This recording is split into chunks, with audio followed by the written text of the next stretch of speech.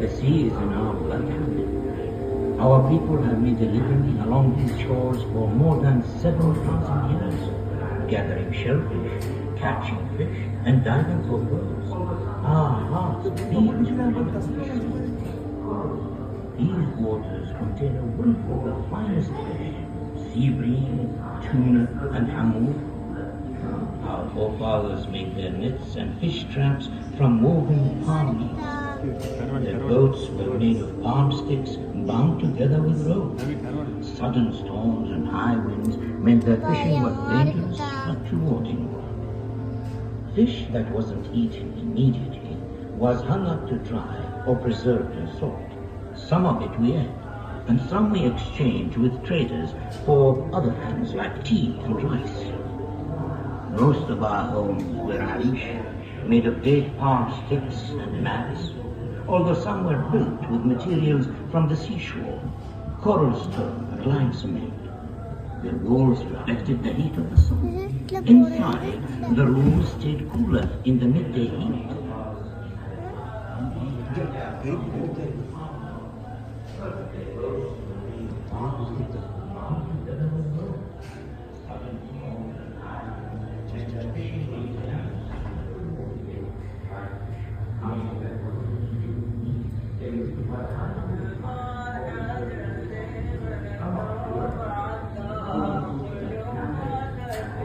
Camels hold a special place in our hearts. We honor these loyal and noble creatures which can endure the blazing desert heat for days without food or water. They are a vital source of meat and milk. Their dung is used as fuel. Their hair to weave clothes, rugs and bags. Their leather to make straps and sandals. The camel is truly a gift of God, perfectly adapted to life in the desert.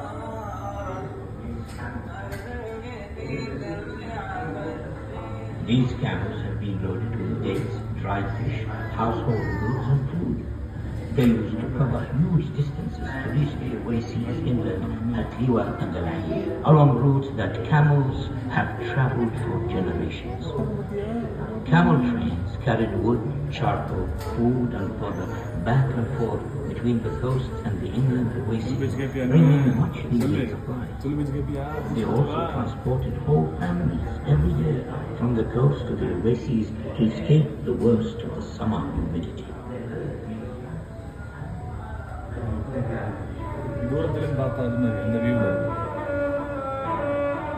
This is what makes camels happy. In the desert, they can smell water from many miles. This oasis is fed by cool underground springs and a network of barrages, man-made channels which bring water from the mountains. Here we produce dates, cereals, vegetables, fruit and fish. It's a kind of paradise, cool and dry.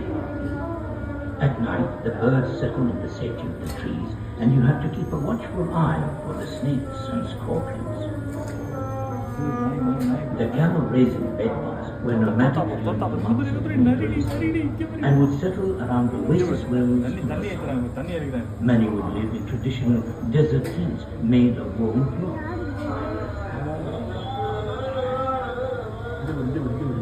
These were furnished in huts and divided into separate quarters for men and women. Here, in the food preparation area, women made cauldrons and bread-making pans to make the family meal. Next door, in the measures, the men's quarters, the men would meet in the evening to talk and drink coffee.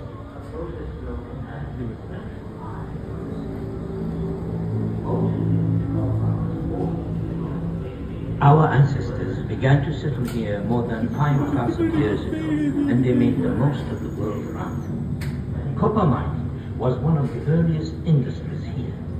Miners hammered away at rocks with hand-made tools to uncover seams of copper ore in the mountains. Sometimes they would use fire to crack the rock face. It was a dark, dangerous place to work.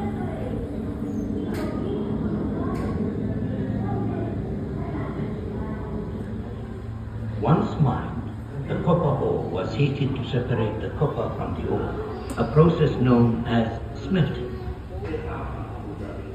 Molten liquid copper was poured into molds to make tools, weapons, and jewelry. Once the casts had cooled, they were hammered into shape.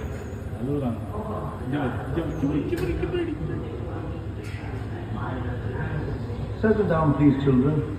Turn to page 17. Can anybody tell me what they see here? Please, sir. Ahmed? The man is diving for pearls. My great-grandfather was a pearl diver. He could hold his breath for ages. He taught me to swim and dive.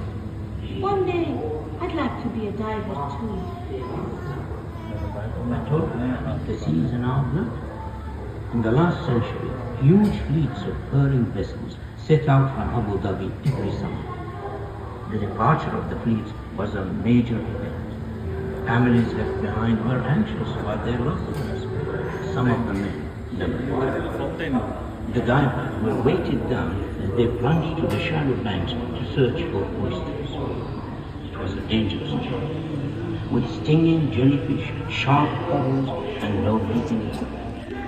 But a lucky girl might establish a family's fortune.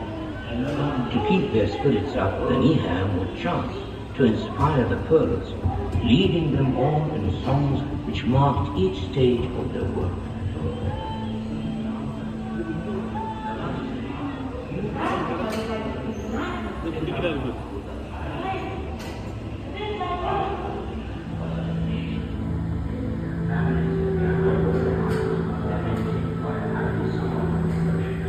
Since oil was discovered in the Emirates more than 40 years ago, Abu Dhabi has become one of the world's major oil producers.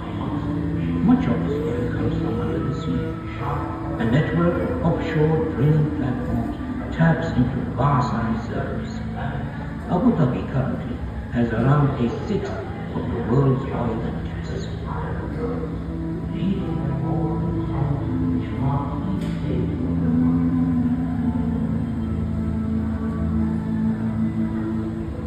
That's what I would like to be when I grow up. A diver. A bit like your father. The underwater pipelines are maintained by highly skilled commercial divers. They wear protective suits and dive to the seafloor to work on the pipes, moving through the murky waters amongst the fishes and creatures of the sea.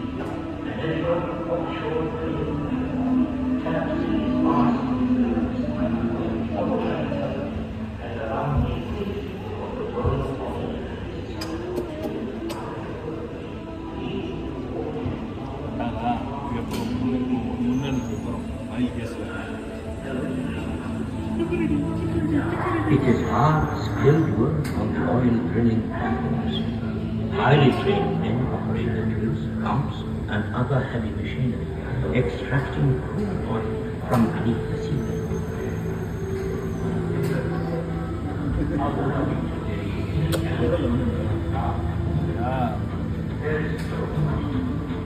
Develop ஆனதுக்கப்புறம் அப்படின்னு Abu Dhabi oil case pipe இது மாதிரி.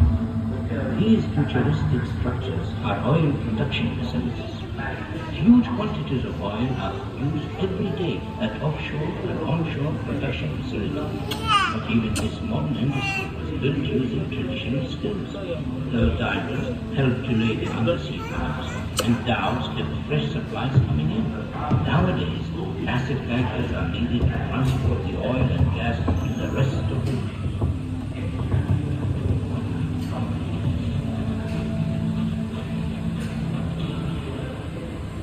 Abu Dhabi today is an emirate to be proud of. There is so much to do in this dynamic, lively capital.